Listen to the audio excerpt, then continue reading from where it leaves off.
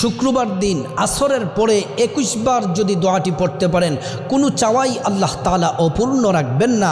হাদিসের মধ্যে আল্লাহর রাসূল বলছেন, সূর্যোদয় যত দিন আছে, যে সকালবেলা সূর্যোদয় হয়, শনিবার, রবিবার, সোমবার, প্রত্যেক দিন সূর্যোদয় হয়, কিন্তু সূর্যোদয়ের দিনগুলোর মধ্যে সবচেয়ে সারাদিন হচ্ছে জুমার দিন। আর জুমার দিন আসরের পরে দোয়া কবুল হয়। নবীজি সাল্লাল্লাহু আলাইহি ওয়াসাল্লাম বলছেন, ওই সময় দোয়াটি পরে যা চাইবেন আল্লাহ তাআলা তাই দিবেন। টাকা পয়সা, ধন দৌলত সব দিবেন।